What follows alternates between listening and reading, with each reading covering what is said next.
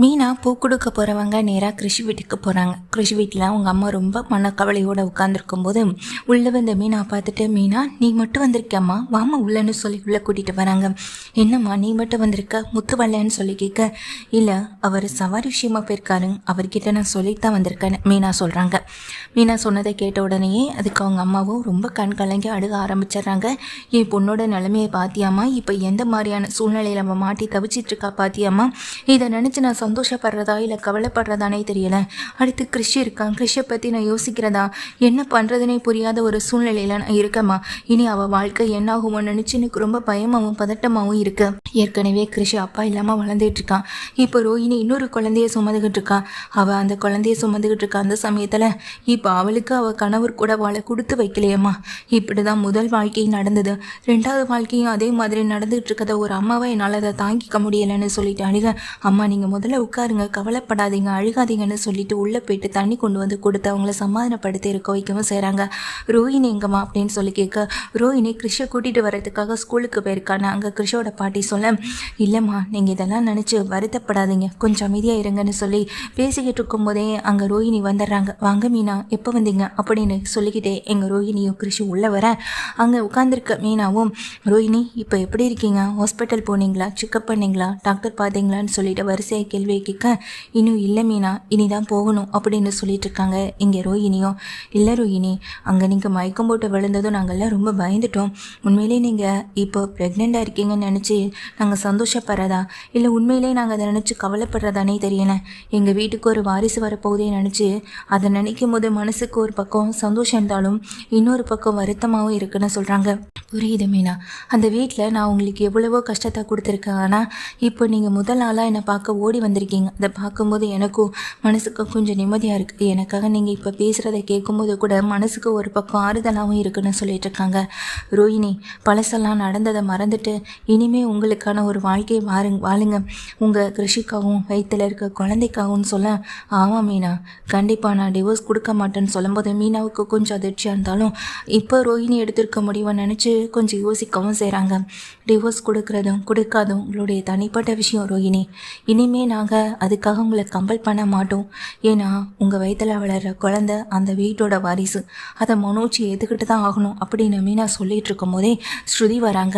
ஸ்ருதியை பார்த்த உடனே, வாங்க ஸ்ருதி அப்படின்னு சொல்லும்போது, மீனா நீங்கள் எப்போ இங்கே வந்தீங்க, நானும் என்கிட்ட சொல்லியிருந்தா வந்திருப்பேனேன்னு சொல்லும்போது, இல்லை ஸ்ருதி, நான் கூப்பிட்டா நீங்கள் வரீங்களோ என்னமோ அப்படின்ற யோசனையிலே வந்துட்டேன். ரெஸ்டாரண்ட் வேலை நிறைய வேலை இருக்குதுன்னு சொல்லிட்டு போனீங்களா, அதனால தான், சாரி ஸ்ருதி அப்படின்னு சொல்லும்போது, அட என்ன மீனா இதுக்கெல்லாம் சாரி சொல்லிக்கிட்டுன்னு சொல்லிட்டு உள்ளே வராங்க. வாங்க ஸ்ருதினா அங்கே ரோஹிணி சொல்ல, எப்படி இருக்கீங்க ரோஹிணி, இப்போ ஓகேவா அப்படின்னு கேட்க, ஓகேவா தான் இருக்குன்னு சொல்லும்போது, டாக்டர் போய் பார்த்தீங்களான்னு கேட்குறாங்க.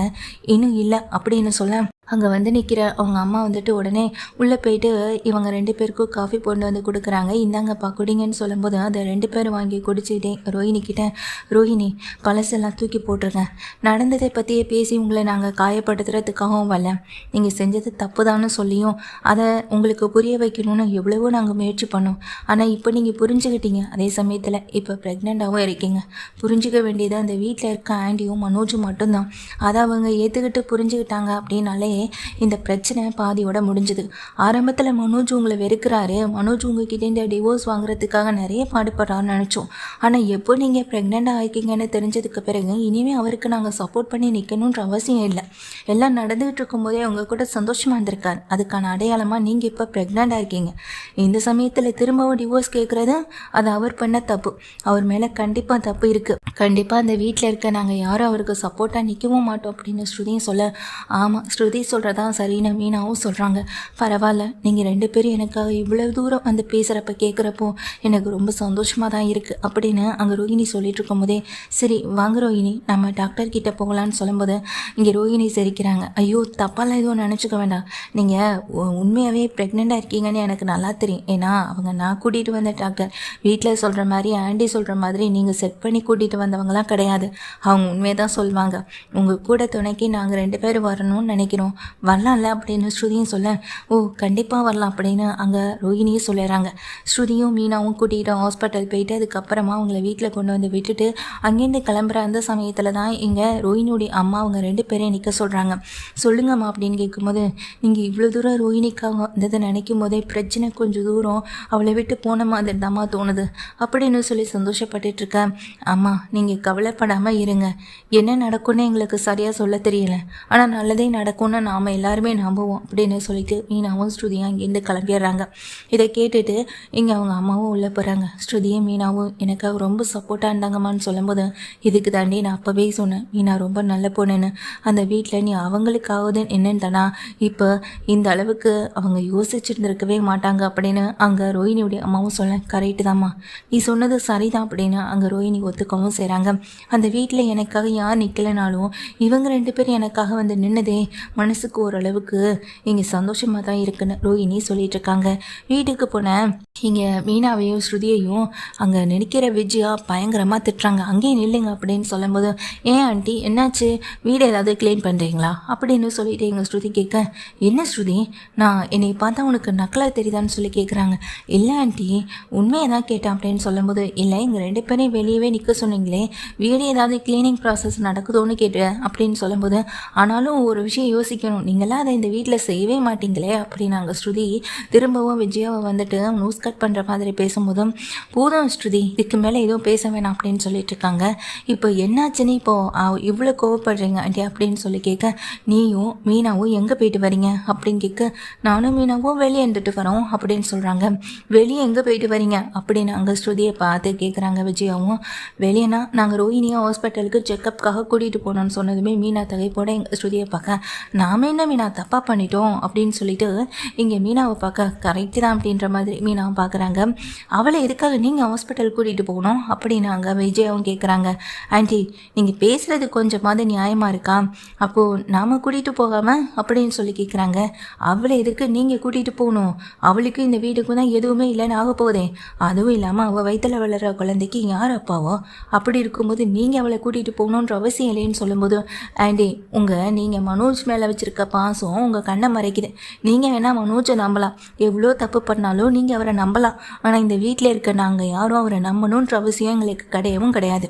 நீங்கள் இல்லைன்னு சொன்னால் அது இல்லைன்னு ஆகிடுமா, இல்லை மனோஜ் தான் இல்லைன்னு சொன்னாலும் அது இல்லைன்னு ஆகிடுமா, மனோஜுக்கு ரோஹினிகிட்டேருந்து டிவோர்ஸ் வேணும்னா அவர் ரோஹினி கூட சேர்ந்து வாழாமல் இருந்திருக்கணும், ரோஹினி கூட சேர்ந்து வாழ்ந்து இப்போ அவங்க வயிற்றில் ஒரு குழந்தையும் கொடுத்துட்டு இப்போ அது தான் குழந்தை இல்லைன்னு அந்த ரோஹினியோடைய கேரக்டரை டேமேஜ் பண்ணுற மாதிரி பேசினா எல்லாம் சரியாயிடுமாண்டி அப்படின்னு கேட்குறாங்க.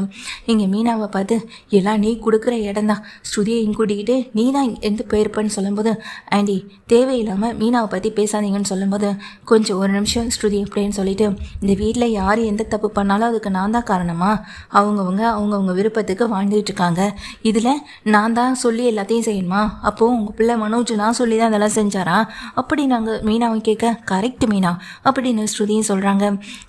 ஆள் அழுக்கு என்னை எதிர்த்து பேசுகிறீங்கள அப்படின்னு அங்கே விஜயா சொல்லும்போது, ஆண்டி உங்களை யாரும் எதிர்த்து பேசணும்லாம் நினைக்கல, ஆனால் ஒரு விஷயத்த கொஞ்சம் யோசிச்சு பாருங்கள், இங்கே மனோஜ் வந்துட்டு உண்மையை பேசக்கூடிய ஆளா, இல்லவே இல்லை, துளி கூட இல்லை, இந்த வீட்டில் எல்லாருக்குமே நல்லா தெரியும், அப்படி இருக்கப்போ ரோஹிணி விஷயத்தில் நாங்கள் அவரை துளி கூட நம்ப தயாராகவே இல்லை, அதே போல் ரோஹிணி தப்பு பண்ணியிருக்க மாட்டாங்க, வேறு எந்த வகையிலையும் அந்த குழந்தைக்கு வேறு எந்த வகையில் அவங்க தப்பு பண்ணியிருக்க வாய்ப்பே இல்லை, ஒருத்தவங்களை பற்றி இவ்வளோ மோசமாக பேசுகிறது இதோட நிறுத்துங்காண்டி அப்படின்னு கோவமாகவே ஸ்ருதியும் சொல்கிறாங்க.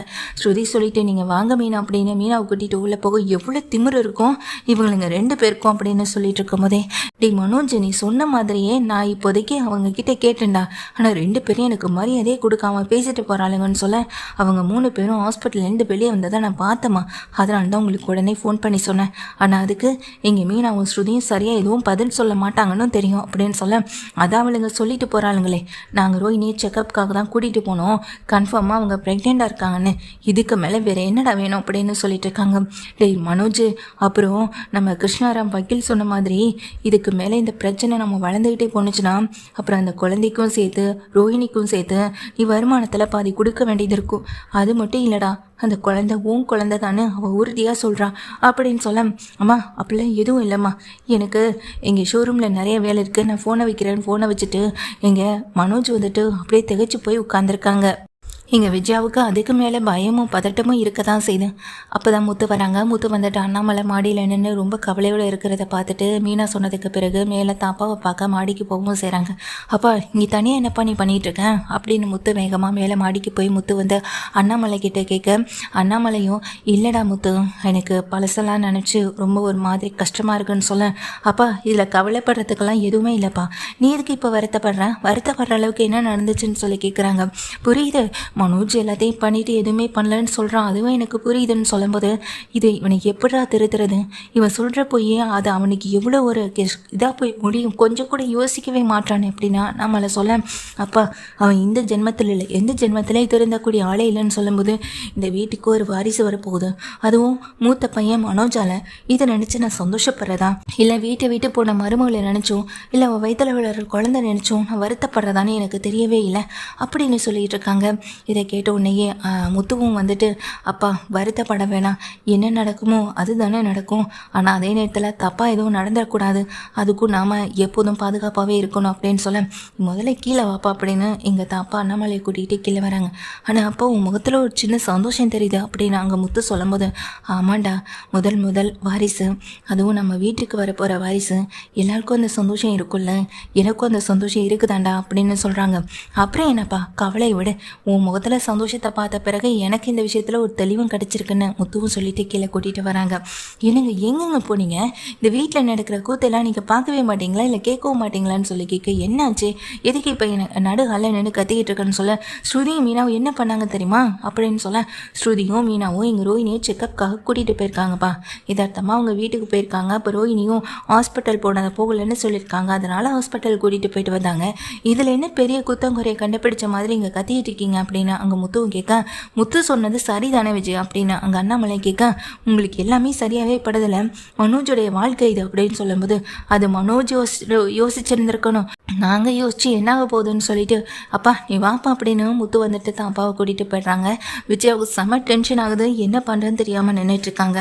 அதே போல் வீட்டில் இருக்க ரோஹினிக்கு முக்கியமான பார்லர் வேலைன்னு சொல்லிட்டு இங்கே கால் வருது. வந்த உடனே அம்மா நான் கிளம்புறேன்னு சொல்லிட்டு கிளம்பும்போது, இந்த நேரத்தில் கூட நீ வேலைக்கு போகணுமா ரோஹினின்னு சொல்ல, வேறு என்னம்மா பண்ணுறது, வேலைக்கு போனதான் கிறிஷோட செலவு, உன்னோட செலவு, என்னோட செலவு, இப்போ எக்ஸ்ட்ரா என் குழந்தையோட செலவுன்னு எல்லாத்தையுமே பார்த்துக்க முடியும் அப்படின்னு அங்கே ரோஹினி சொல்ல, இதை கேட்டதும் இங்கே அவங்க அம்மா வந்துட்டு ரொம்ப கவலையோடு இருக்காங்க. இதை பார்த்துட்டு அவங்க ரோஹினி வந்துட்டு கிளம்பி நேராக கனகா வீட்டுக்கு தான் போகிறாங்க. கனகா வீட்டுக்கு போனோடனே கனகாவுடைய அம்மா உன்னை கேட்டது அம்மா ரொம்பவே என்னை டார்ச்சர் பண்ணிகிட்டு இருக்கான், அன்றைக்கி மேக்கப் போட்டவங்களை கூப்பிடு, எனக்கு திரும்ப மேக்கப் போகணும், நான் அழகாக இருக்கணும், அதுக்கப்புறமா ஹஸ்பண்டை கூப்பிடணும்னு சொல்லிகிட்டே இருக்கான், அதனால தான் உன்னை ஃபோன் பண்ணி கூப்பிட்டேன் அப்படின்னு அவங்க அம்மா சொல்லும்போது, பரவாயில்ல ஆண்டி அப்படின்னு சொல்லிட்டு உள்ளே போகிறாங்க. அங்கே கனகாவுக்கு மேக்கப்லாம் பண்ணி விட்டுட்ருக்காங்க. இப்போ என்னம்மா திடீர்னு உனக்கு மேக்கப் பண்ணணும்னு ஆசை வந்துச்சுன்னு சொல்லி கேட்க, அது ஒன்றும் இல்லை, எனக்கு என் ஹஸ்பண்டை போய் பார்க்கணும், அதனால தான் அப்படின்னு சொல்லும்போது, பரவாயில்லையே உன்னை விட இப்போ கொஞ்சம் நீ தெளிவாகவே பேசுகிற அப்படின்னு சொல்லிட்டு இங்கே ரோஹினி வந்துட்டு மேக்கப்லாம் போட்டு விட்டுட்ருக்காங்க. மேரேஜுடைய ஃபோட்டோஸ்லாம் எதுவும் இருக்கான்னு சொல்லி கேட்க, அதெல்லாம் இருக்குமா அப்படின்னு சொல்லிட்டு அங்கே நின்றுக்கிட்டு இருக்க அவங்க அம்மா கொண்டு வந்து இந்த ஃபோட்டோவெலாம் கொடுக்கவும் செய்கிறாங்க. இல்லை நான் தான் காட்டுவேன்னு அந்த பொண்ணை அடம்பிடிச்சுவாங்க. பார்த்து அப்படின்னு சொல்லிட்டு அந்த ஃபோனை கனகாவுடைய கையில் கொடுக்க, இதான் என்னுடைய ஃபோட்டோஸ்ன்னு சொல்லிட்டு காட்டும்போது ரோஹினி ஒவ்வொரு ஃபோட்டோவை தள்ளி பார்க்குறாங்க. கனகாவுடைய மேக்கப் ஃபோட்டோ, அதுக்கப்புறமா வந்திருந்தவங்களுடைய ஃபோட்டோ எல்லாத்தையுமே காட்டவும் செய்கிறாங்க. அது மட்டும் இல்லாமல் அவங்க ஹஸ்பண்ட் ஃபோட்டோ அதுக்கப்புறம் தான் வருது. கனகாவுக்கும் மனோஜுக்கும் நடந்த கல்யாணம். இதை பார்த்த உடனேயே எங்கள் ரோஹினி பயங்கரமாக டென்ஷன் ஆகுறாங்க. ஆண்டி இவர் அப்படின்னு சொல்லும்போது, இவர் தாம்மா மாப்பிள்ளை அப்படின்னு சொல்கிறாங்க. இவருக்கு ஆல்ரெடி மேரேஜ் அப்படின்னு சொல்லும்போது, உனக்கு இவரை பற்றி தெரியுமா? இவருக்கு ஆல்ரெடி மேரேஜ் ஆகிட்டு டிவோர்ஸ் போயிட்டுருக்குமா, அது மட்டும் இல்லாமல் 5 லட்சம் பணத்தை கொடுத்தா தான் டிவோர்ஸ் கொடுக்குறதா அவங்க ஃபர்ஸ்ட் ஒய்ஃப் சொன்னாங்க. அதனால தான் இந்த கல்யாணம் திடீர்னு யாருக்கும் தெரியாமல் எங்கள் வீட்லேயும் நடந்துச்சு அப்படின்ற விஷயத்தை எங்கள் கனகாவுடைய அம்மா சொன்ன உடனே அதை கேட்டுட்டு எங்கள் ரோஹினியும் அப்படியே செம்ம ஷாக் ஆகுறாங்க. ஆண்டி இந்த ஃபோட்டோ எனக்கு கொஞ்சம் அனுப்ப முடியுமான்னு சொல்லி கேட்க, ஏமா அப்படின்னு கேட்குறாங்க. இல்லை இதில் கனகாவும் பார்க்க ரொம்ப அழகாக இருக்காங்க, அது மட்டும் இல்லாமல் இவங்களுடைய காஸ்டியூமும் ரொம்ப சூப்பராக இருக்கு, இந்த காஸ்டியூம் படி அடுத்தடுத்து நான் மேக்கப் பண்ணுறதுக்கு வசதியாக இருக்கும், ஒவ்வொரு இடத்துலையும் நான் போகும்போது இந்த மாதிரி ஃபோட்டோ எடுத்துப்பேன்னு சொல்லும்போது, சரிம்மா நான் அனுப்புகிறேன்னு உடனே கனகாவுடைய அம்மா அந்த ஃபோட்டோவை எங்கள் ரோஹினிக்கு அனுப்பி விட்டுறாங்க. ரோஹினி இதெல்லாம் பார்த்து அப்படியே நொறுங்கி போயிடுறாங்க, உடஞ்சி போயிடுறாங்க. மனோஜ் மேலே எவ்வளோ அன்பு காதல் வச்சுருந்தோம், ஆனால் உனக்கு கொஞ்சம் கூட மனசாட்சி இல்லைல்ல? நான் அவன்கிட்ட இந்த பிரியணுன்றதுக்காக அவன் இப்படிப்பட்ட ஒரு வேலையை பார்த்துருக்கான்ல. உண்மையிலே அந்த வீட்டில் மற்றவங்களாம் சொல்கிற மாதிரி மனோஜ் அடி முட்டாள் தான் அப்படின்னு கோவத்தோட இந்த வீட்டுக்கு கிளம்பி போகிறாங்க விஜயா வீட்டுக்கு. விஜயா வீட்டில் எல்லாருமே இருக்கும்போது ரோஹிணி வந்து நிற்கிறத பார்த்த உடனே அங்கே நின்றுட்டுருக்க மனோஜ்லேருந்து எல்லாருமே டென்ஷன் ஆகுறாங்க. ரோஹிணி சும்மாவும் வந்து நிற்கல, கையில் பேக்கோட சூட் கேஸோடு வந்து நிற்கிறாங்க. ஏய் நீ இங்கே நானும் ஒன்றும் டிவோர்ஸ் கொடுக்குறத பற்றி தானே பேசிக்கிட்டு இருந்தோன்னு சொல்ல. என்ன மனோஜ், எனக்கு நீ டிவோர்ஸ் கொடுக்க போறியா அப்படின்னு கேட்க, ஆமாம் அப்படின்னு சொல்லிட்டு இருக்காங்க. இப்போ எதுக்கு நீங்கள் வந்து நின்றுட்டுருக்கேன், அதுவும் பேக்கு கைமா இங்கே வந்து நிற்கிற அளவுக்கு என்னடி நடந்து போச்சு, உனக்கு இந்த வீட்டுக்கு எந்த சம்மந்தமும் இல்லைன்னு சொல்லியாச்சல, பிறகு எதுக்கு இந்த வீட்டுக்கு வந்த அப்படின்னு சொல்லி கேட்குறாங்க. வாங்க ரோஹிணி அப்படின்னு சொல்லும்போது வந்து ஆரத்தி எடுத்து உள்ளே கூட்டிகிட்டு போன மீனாவை பார்த்து அங்கே விஜயா திட்டும்போது விஜயா சொன்னோடனே அமைதியாக நிற்கிறாங்க. எங்கள் மீனாவும் ஸ்ருதி, ரவி, அப்புறம் மனோஜ், முத்து, அண்ணாமலன் எல்லாமே வந்து நிற்கும் போது இங்கே நிற்கிற ரோஹிணியை பார்த்து என்னம்மா புதுசாக ஏதாச்சும் பிரச்சனை பண்ணுறதுக்காக வந்தியம்மான்னு சொல்லிட்டு அண்ணாமலை கேட்க, அங்கிள் நான் உங்கள் மேலே, மீனா மேலே, முத்து மேலே, ரவி மேலே, ஸ்ருதி மேலே எல்லார் மேலே தனிப்பட்ட ஒரு அன்பு அதே போல் மரியாதைன்னு எல்லாமே இருக்குன்னு சொல்ல, அட பரவாயில்லையேன்னு அங்கே முத்து சொல்லும்போது, என்னை மன்னிச்சிருங்க முத்து, உங்களை நான் பல தடவை காயப்படுத்தியிருக்கேன், கஷ்டப்படுத்தியிருக்கேன், நிறைய தடவை உங்களை நான் தண்டிச்சிருக்கேன், அதுக்கு எல்லாத்துக்கும் நான் உங்கள் காலில் விழுந்து கூட மன்னிப்பு கேட்க தயாராக தான் இருக்கேன். வாழ்க்கையில் நான் பெரிய தப்பு பண்ணேன்னா அது இந்த மனோஜை கல்யாணம் பண்ணது மட்டும்தான் அப்படின்னு சொல்ல, அதான் பெரிய தப்பு பண்ணிட்டேன்னு சொல்கிறியே, என் பிள்ளை மனோஜை கல்யாணம் பண்ணது பெரிய தப்பாக உனக்கு தோணுச்சுன்னா நீ டிவோர்ஸ் கொடுத்தலான்னு பணம், அதை விட்டுட்டு டிவோர்ஸ் கொடுக்க மாட்டேன்னு சொன்னால் என்ன அர்த்தம் அப்படின்னு அங்கே விஜயா கேட்குறாங்க. அதுக்கு ரோஹிணியும், ஆமாண்டி நானுமே உங்கள் பையன் மனோஜுக்கு டிவோர்ஸ் கொடுக்கலான்னு தான் நினச்சேன், ஆனால் இப்போ நடக்கிற சூழ்நிலையெல்லாம் பார்க்கும்போது எனக்கு உங்கள் பையனுக்கு டிவோர்ஸ் கொடுக்கக்கூடாதுன்னு தான் தோணுது. இப்படிப்பட்ட ஒருத்தனை கல்யாணம் பண்ணிக்கிட்டது என் தப்பு தான், அதே நேரத்தில் இப்படிப்பட்ட ஒருத்தனால இன்னொரு பொண்ணோட வாழ்க்கையும் கெட்டுப்படக்கூடாதுல்ல, அதுக்காக தான் சொல்லும்போது, ஏய் என்ன உன்னை விட இல்லை எல்லாரையும் விட ரொம்ப வசதியான வீட்டு பொண்ணை என் பையன் மனோஜுக்கு கல்யாணம் பண்ணி வச்சிருவேன், அந்த கோவத்துலையும் வருத்தத்துலையும் ஏதாவது பேசிக்கிட்டு இருக்கேன்னு சொல்லி கேட்கவும் செய்கிறாங்க. ஆண்டி முதல்ல நான் சொல்லதை பொறுமையாக கேளுங்க, மனோஜ் என் வயிற்றில் விளையாடுற குழந்தைக்கு நீ தானே அப்பா அப்படின்னு சொல்லும்போது, இல்லை அப்படிலாம் எதுவுமே இல்லை அப்படின்னு யதார்த்தமாக ரொம்ப வேகமாகவே கத்தவும் செய்கிறாங்க. மனோஜ் இப்படி சொன்னதை கேட்டோடனே, உன் சந்தோஷத்துக்கு உன் கூட வந்து நான் ஷோரூமில் தங்கி இருந்ததுக்கு நீ எனக்கு ஒரு குழந்தைய வயிற்றில் கொடுப்பேன், அந்த குழந்தையும் நான் ஏற்றுக்கணும், அந்த குழந்தையும் நான் பார்த்துக்கணும், அந்த குழந்தையும் நான் வளர்க்கணும், அதே நேரத்தில் என்னோடய கேரக்டரை டேமேஜ் பண்ணுற மாதிரி இது என் குழந்தை இல்லை, உன் வயிற்றில் வளர்கிற குழந்தைக்கு நான் அப்பா இல்லைன்னு ஈஸியாக சொல்லிட்டு போயிடுவேன், இதையும் நான் ஏற்றுக்கிட்டு இந்த வழியோட இந்த சமுதாயத்தில் நான் வாழணும், உங்கள் விருப்பத்துக்கு உங்கள் இஷ்டப்பட்டதுக்கு உங்கள் வார்த்தைக்கு நீங்கள் என்ன யோசிக்கிறீங்களோ அதை அந்த நேரத்தில் சொல்லிட்டு ஈஸியாக போயிடுவீங்க, அதை கடந்து போயிட்டே இருக்கணுமாண்ணா. இங்கே பார் மனோஜ், என் வயிற்றில் வளர குழந்தைக்கு நீ தான் அப்பா, அது உனக்கும் தெரியும், ஆனால் என்கிட்டேருந்து நீ பிரிஞ்சு வாழணும், உனக்கு வசதியான வாழ்க்கை கிடைக்கணுன்றதுக்காக நீ என்ன வேணாலும் போய் சொல்வேன், அதுக்கு நான் பொறுமையாக நீ சொல்கிறதுக்கெல்லாம் தலையாட்டிட்டு போவேன்னு மட்டும் நினைக்காத, இனிமே என்கிட்டேருந்து நீ என்றைக்குமே வாழ்க்கையில் தப்பிக்கவே முடியாது, தண்டனைன்னு ஒன்று உனக்கு வாழ்க்கையில் கிடைக்க தான் போகுதும் அப்படின்னு சொல்ல, என் பிள்ளைக்கு நீ தண்டனை கொடுப்பியா, என் பிள்ளை எந்த தப்பும் பண்ணலை, என் பிள்ளை பேரை சொல்லி உன் வயிற்றில் வளர்கிற குழந்தைய நீ ஏமாத்தலான்னு பார்க்காத, இல்லை சுற்றி இருக்க எங்களை ஏமாத்தலான்னு பார்க்காத அப்படின்னு விஜயா சொல்ல, உடனே விஜயா கிட்ட பக்கத்தில் வந்து ரோஹிணி, அப்போ உங்கள் பிள்ளை உங்கள் சொல் பேச்சு கேட்டு நடக்கக்கூடியவர், உங்கள் சொல் பேச்சை மீறி எதையுமே செய்ய மாட்டாருன்னு நீங்கள் உறுதியாக நம்புறீங்களா ஆண்டி அப்படின்னு கேட்க, ஆமாம் அப்படின்னு அங்கே விஜயாவும் சொல்கிறாங்க. அப்படின்னா அப்போது இது வரைக்கும் பண்ண சில விஷயங்களை உங்ககிட்ட சொல்லாமல் மறைச்சிருக்காரு, அதுக்கு என்ன பதில் சொல்ல போகிறீங்கன்னு கேட்க, இங்கே பார் நீ சொல்கிறதான் போய், என் பிள்ளை என்றைக்குமே என்கிட்ட போய் சொல்ல மாட்டான், இவளை இங்கே நிற்க வச்சு எதுக்கு பேசிக்கிட்டு இருக்கணும், முதல்ல இவளை வெளியே பிடிச்சி தள்ளணும் அப்படின்னு விஜயை சொல்லும்போது அதுக்கு ஸ்ருதியும், ஆண்டி அப்படி ஏதாவது ரோஹிணியை கீழே பிடிச்சி தள்ளிவிட்டு ரோஹிணிக்கு ஏதாச்சும் ஆனிச்சுன்னா அதுக்கப்புறம் நீங்கள் தான் இங்கே ஸ்டேஷன்லேயும் போலீஸ் ஸ்டேஷன்லேயும் அதுக்கப்புறமா அங்கே வக்கீலுக்கும் பதில் சொல்ல வேண்டியிருக்குன்னு சொல்லும்போது விஜயா பக்கத்தில் போனவங்க அப்படியே டென்ஷன் ஆகி கையை கீழே போட்டுட்டு நிற்கவும் செய்கிறாங்க. ஸ்ருதி சொன்ன அந்த ஒரு வார்த்தையை கேட்டு, விஜய் உனக்கு பொறுமைன்றதே இருக்காது அப்படின்னு அண்ணாமலை திட்டேன், நான் இவ்வளோ நேரம் பொறுமையாக தானேங்க இருக்கேன், இதுக்கு மேலே எப்படிங்க பொறுமையாக இருக்கிறதுன்னு சொல்லிட்டு இங்கே விஜயாவும் கேட்குறாங்க. அம்மா போதும் கொஞ்சம் அமைதியாக இருங்கன்னு முத்துவும் சொல்கிறாங்க. பல பார்லரம்மா இப்போ உனக்கு என்ன வேணும், எதுக்காக எங்கள் பேக்கும் கைமா வந்து நின்றுட்டுருக்கேன்னு முத்து கேட்குறாங்க. நான் இந்த வீட்டில் இனிமேல் மனோஜ் கூட இங்கே தான் இருக்க போகிறேன்னு சொல்லும்போது அது எப்படி இருக்க முடியும்னு அங்கே ஸ்ருதியும் கேட்குறாங்க. ஏன்னா கோர்ட்டில் கேஸ் போயிட்டுருக்கு, நீங்கள் இந்த சமயத்தில் இங்கே வந்து இருக்கிறது சரியாக இருக்காதேன்னு சொல்ல, ஆனால் அதெல்லாம் யோசிச்சு யோசிச்சிருக்கணும்ல மனோஜ் அதை எதுவுமே யோசிக்காமல் ஷோரூம்க்கு என்னை வரவழைச்சது மட்டும் இல்லை, என் கூட ஒன்றா சந்தோஷமாக தங்கியிருந்தார். இப்போ அது கடையலமாக என் வயிற்றுல குழந்தை இருக்குது. அதெல்லாம் இங்கே கேஸ் நடந்துகிட்டு இருந்தப்போ தானே. அப்போ நான் இங்கே வந்து தங்குறதுலேயும் தப்பு இல்லைன்னு அங்கே ரோஹிணி கேட்க சரியான பாயிண்ட் தான் அப்படின்னு ஸ்ருதியும் சொல்லிட்டு அமைதியாக நிற்கிறாங்க. ஏய் என்னடி பேசுகிறேன்னு சொல்லும்போது, ஆமாம் அன்னைக்கு ஷோரூமுக்கு நான் வந்தது உண்மை. நான் வரதை நீங்கள் பார்த்துடக்கூடாதுன்றதுக்காக அன்னைக்கு ஷோரூமில் இருக்க கேமராலாம் ஆஃப் பண்ணது உண்மை. அன்னைக்கு நான் வந்து தங்கினது சந்தோஷ் ப்ரோக்கு நல்லாவே தெரியும். அதையும் வேணா கேட்குறீங்களா அப்படின்னு சொல்லிட்டு வீட்டுக்கு வரதுக்கு முன்னாடியே சந்தோஷ் ப்ரோவுக்கு கால் பண்ணி பேசின அந்த ஆடியோ ரெக்கார்டை எங்கள் வீட்டில் எல்லோரும் முன்னாடி போட்டு காட்டுறாங்க. அதில் ரோஹிணி ஃபோன் அட்டன் பண்ணதுமே ஹலோ சந்தோஷ் அப்படின்னு சொல்லும்போது, சொல்லுங்கள் ரோஹிணி அப்படின்னு அவர் சொல்லவும் செய்கிறாங்க.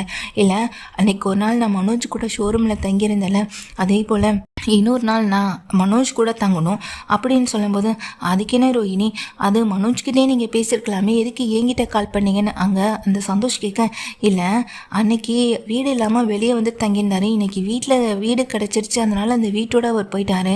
இந்த சமயத்தில் நான் ஃபோன் பண்ணி சொன்னால் அவர் வரமாட்டார்ல, அதுக்காக தான் உங்கள் ஹெல்ப் தேவைப்படுதுன்னு சொல்ல, அதுக்கு என்ன அன்னைக்கே நான் தங்கியிருந்த என்னையே விடிய தவங்க விடாமல் அன்னைக்கு என்னை அந்த ரூமை விட்டு வெளியே அனுப்பிட்டான். இப்போ என்ன சொல்லவா வேணும், ரோஹிணி வந்து தங்குறதெல்லாம் சரிதான், ஆனால் அதெல்லாம் சரியாக இருக்குமான்னு எனக்கு தெரியலையேன்னு சொல்கிறாங்க. இதெல்லாம் பேசினதை ஆடியோ ரெக்கார்ட் பண்ணி வீட்டில் எல்லார்கிட்டையுமே போட்டு காட்டுறாங்க. அதை கேட்டதுக்கு பிறகு இங்கே மனோஜ் அப்படியே டென்ஷன் ஆகி நின்றுட்டுருக்காங்க.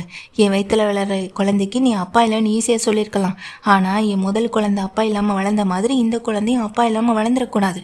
அது மட்டும் இல்லை, இந்த விஷயத்தை நீ கோர்ட்லேயோ இல்லை சர்ச் முன்னாடியே வந்து சொன்னனா நீ தான் தண்டனை அனுபவிக்கணும். ஏன்னா குழந்தைக்கு ஈஸியாக டிஎன்ஏ டெஸ்ட்டு உடனே எடுப்பாங்க. வயிற்றில் வளர்கிற குழந்தையோடைய டிஎன்ஏ டெஸ்ட்டையும் எடுக்கிறதுக்கு இப்போ எவ்வளவோ சயின்ஸ் எல்லாம் இங்கே இம்ப்ரூவ் ஆகிருக்கு. அது மூலமாக இங்கே கண்டுபிடிச்சாங்கன்னா நீ தான் சிக்குவேன், அதுக்கப்புறம் நீ தான் தண்டனையை அனுபவிப்ப அப்படின்னு சொல்லும்போது மனோஜ் அப்படியே டென்ஷன் ஆகி பார்த்துட்ருக்காங்க. எனக்கு அப்போவே என் மேலே சந்தேகம் இருந்ததுப்பா, இந்த வீட்டில் பொய்யை தவிர இவனால் உண்மையே பேச முடியாதே, வாயை திறந்தா பொய் மட்டும்தானே, ஆனால் அதையும் அம்மா நம்புவாங்க அப்படின்னு சொல்லிட்டு இருக்கும்போதே, மனோஜ் இது உன் குழந்தை அப்படின்றதுக்காக மட்டும் நான் இங்கே வந்து தங்குறதுக்காக வரல.